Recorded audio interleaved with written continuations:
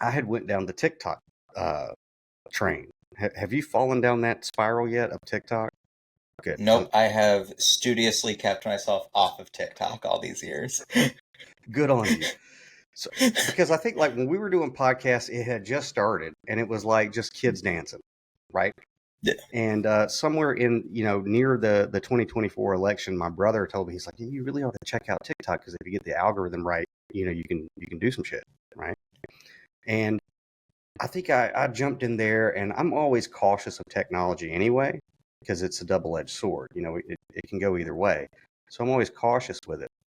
But when I jumped into TikTok, very quickly in my algorithm, because it's like interest based, it's going to show you whatever it is you're searching for, whatever it is it seems to think that you like. Yeah, whatever's related to what you were searching for. Yeah. And so real quick, the algorithms on one of my accounts was showing me shit that normally I'd be interested in, local politics or political activism and things like that. And then, of course, the issue of what's going on in Gaza with the Palestinians, which is, something that I've been screaming about for a long, long time. And finally, Yeah.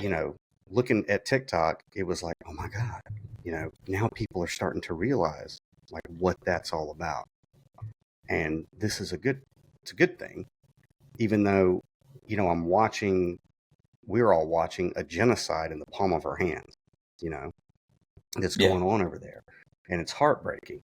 And, but I was like, okay, well, around here in the deep South, most of your politics is run by your churches, and most of your churches are of the Zionist opinion that Israel has a right to be there because some spaghetti monster in the sky gave them the land, and they could pretty much do whatever they want to do. So around here, it has always been extremely difficult to get anybody to realize that AIPAC owns the government. Right? Well, yeah. The corrosive impact of money is the biggest issue we don't talk about. Right. And down here, dude, it has been impossible, right? Because of the religious the religious attachments to the nation of Israel and who they believe that Israel is. But with TikTok, I was seeing a lot of people talk about it very, very quickly, right?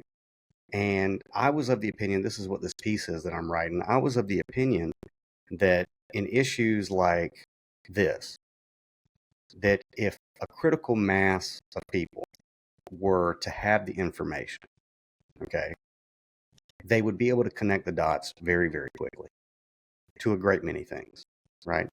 That, American interests are Israel interests, right? And perhaps if you even go back to 9/11 and before that, a lot of the police actions or military actions that we've taken around the world might not have been for the best interest of the American people, but Israel, right? Yeah, So, or the military industrial complex or whoever, oil companies. yeah.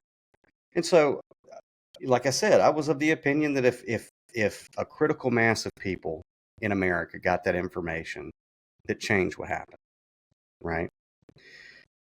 And now we're going into the 2024 elections with Harris and Trump. Now, you know me, man. I'm not a Democrat or Republican. It's both two wings of the same fucking bird. I knew that either way, it flopped. You were still going to get genocide in Palestine, which was my main issue. Yeah, that was one issue that was going to be no different. Yeah. Or functionally no different. Yeah. And so this is when I started to get real bitter at activism, especially activism that was coming through technology, TikTok, because I was like, clearly, if everyone's talking about Palestine for a year up until the elections, and then now the short attention span of Americans are going to turn to the elections, how do you fall on one party or the other, or one candidate or the other? How for a fucking year, since you've been harping about Israel and the Palestinians, can you know that the Democrats and the Republicans both have been perpetuating this genocide for a lot longer than a year, and then rally for either Donald Trump or Kamala Harris.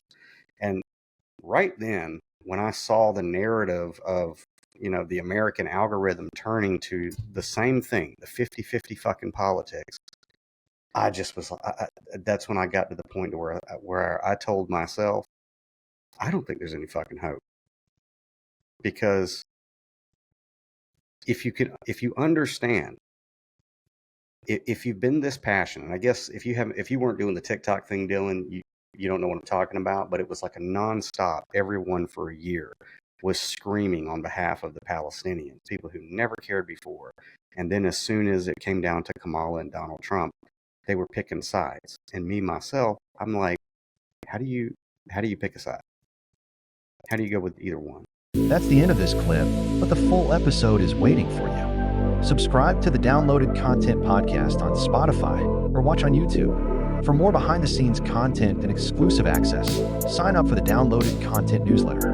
And while you're at it, pick up Then Came the Flood by Daniel Louis Crumpton, available now wherever books are sold.